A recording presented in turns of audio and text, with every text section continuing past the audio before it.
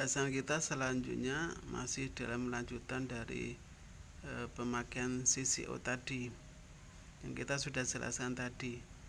Sekarang kita akan membahas tentang grafik kontingensi opsi valuta yang tadi kita jelaskan. Yang ini, gambar ini, yang ini dan semuanya ini digambar seperti berikut ini. Dalam gambaran seperti berikut ini.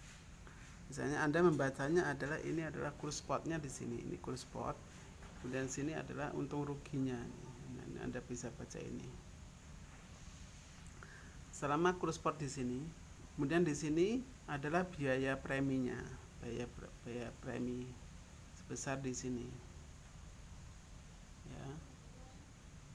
Biaya preminya sebesar di sini, ini sesuai dengan ini. Biaya premi.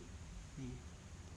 Ketika grafik kita kondisi volatile asing adalah untuk call option, ya, untuk pembeli call option. Jadi grafik yang di sini ini adalah menjelaskan kalau seandainya pembeli call option ini dengan strike price, harga penyelesaian atau exercise price ini sebesar di sini, ini 1,5 itu posisinya di sini, ini 1,5. Jadi ini kursnya di sini 1,5. Kemudian biaya premi 0,02. Ini bagi pembeli, pihak pembeli call option ini akan mengeluarkan, jadi negatif besarnya di sini, mengeluarkan. Selama kurs spotnya ini ke sini kan naik terus, ini semakin naik. Gambarannya seperti itu. Ya.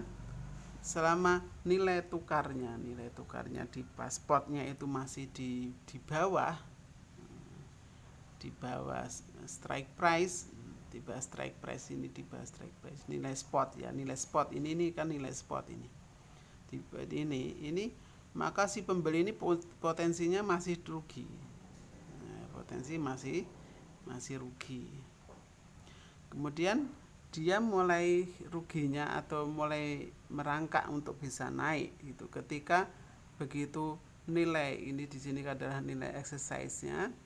Ini mulai dari sini, ini dari exercise-nya itu naik terus itu dari sini, dari 0, ini naik terus.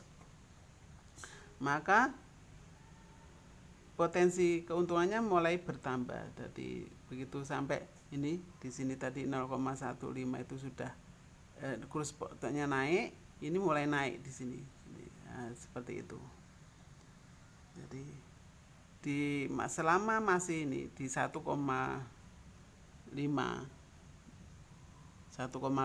ditambah dengan 1,02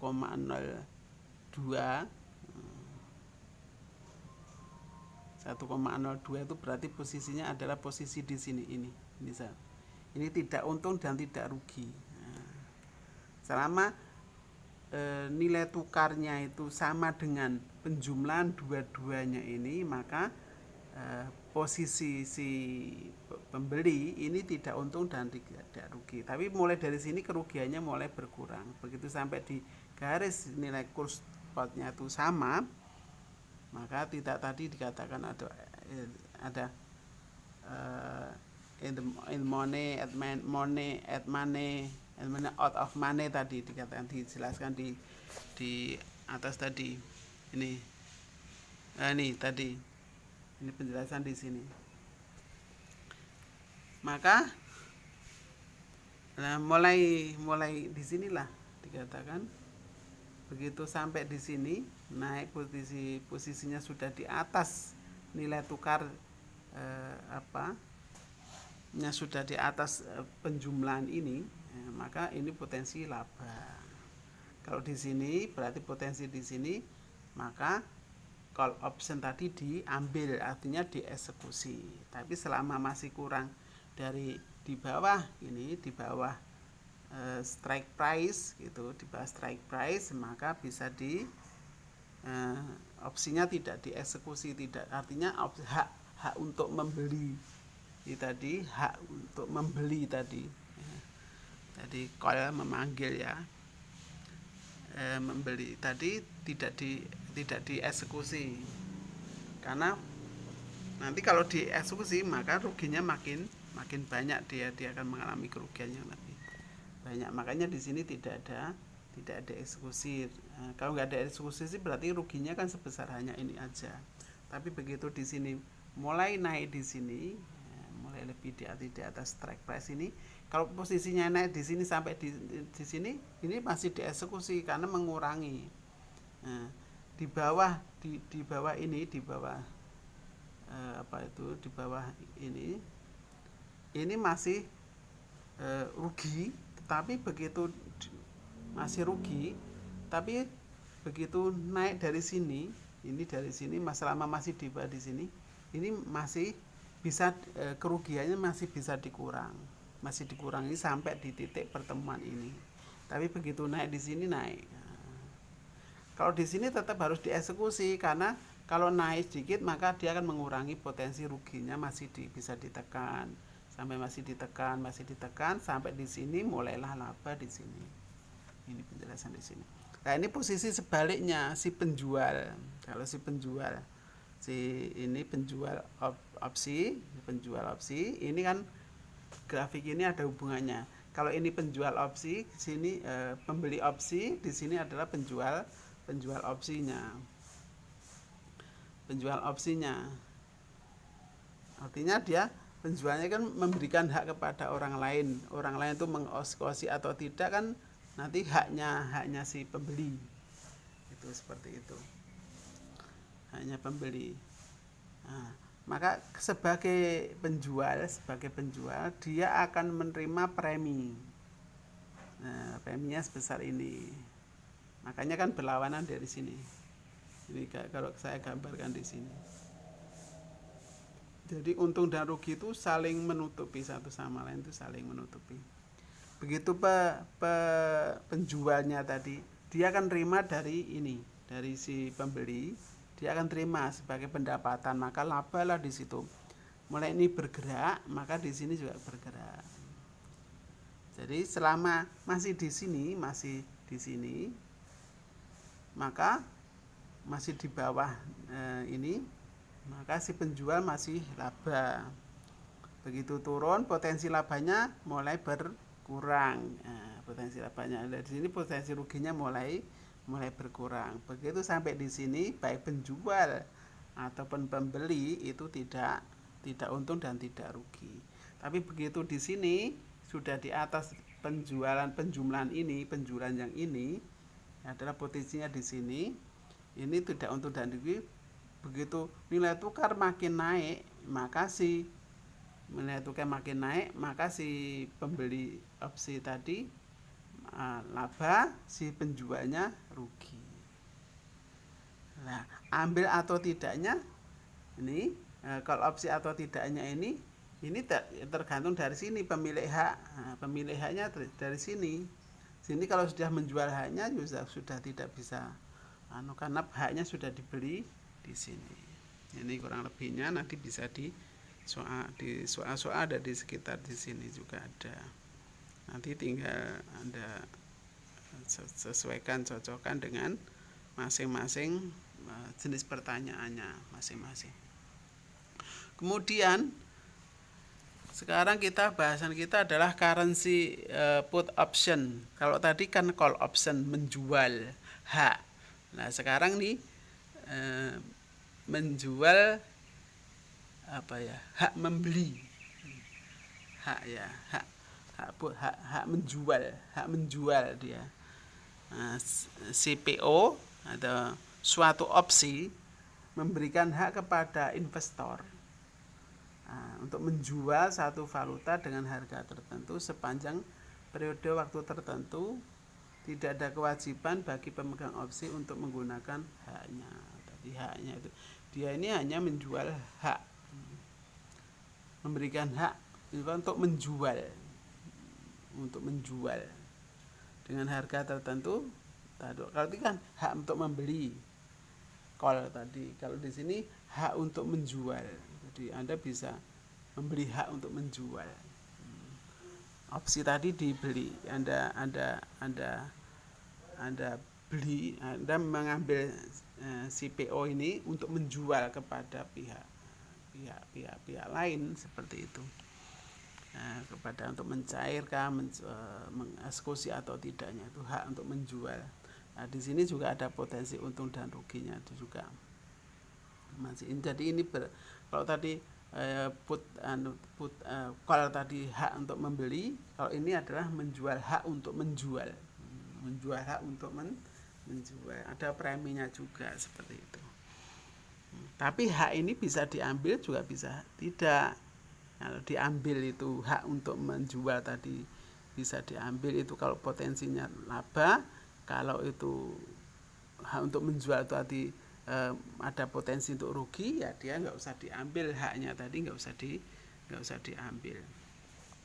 Contoh untuk mengilustrasikan bagaimana menentukan laba bersih dari spekulasi untuk menggunakan put option, asumsi informasinya sebagai berikut ini. Ini adalah premi put option pound sterling, preminya sebesar ini. Premi biaya ya, strike price-nya sebesar 1,4. Kemudian nilai kontraknya, per kontraknya adalah 31.250 pound sterling. Ini sebagai biaya, di sini nilai eksekusi, strike price atau exercise price, kemudian besarnya unit opsi sebesar 31.250 pound sterling. Seorang spekulan telah membeli put option, kemudian memutuskan untuk menggunakan opsi ini pada tanggal jatuh tempo pada saat close spotnya 1.30, perjanjiannya kontraknya 1.40. Pound dibeli dengan pasar spot pada saat itu oleh spekulan. Pada informasi ini, maka laba bersih bagi pembeli put option adalah sebagai berikut ini.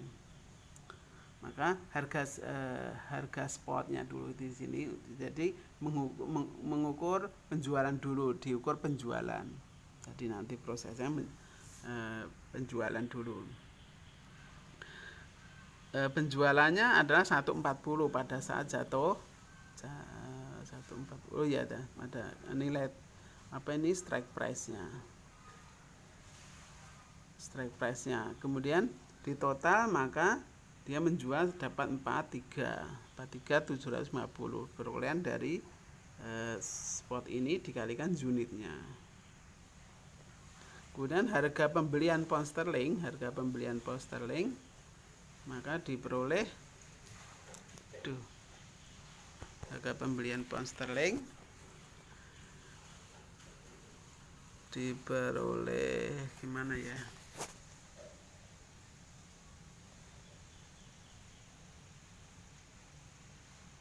Rusak ini harga pembelian pound sterling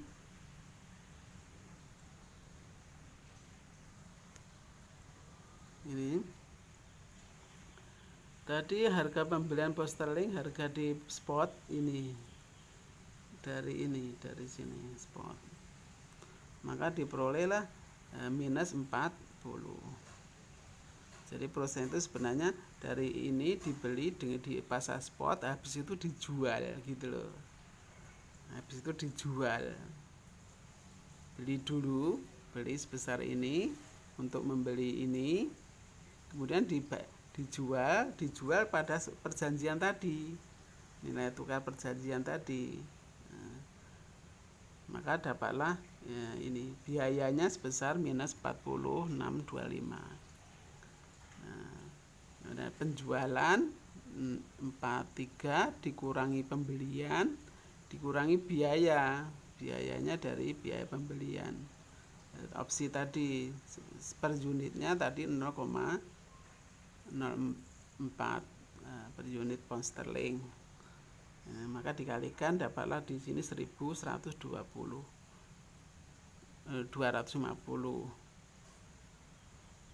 Setelah itu diperoleh pengurangan.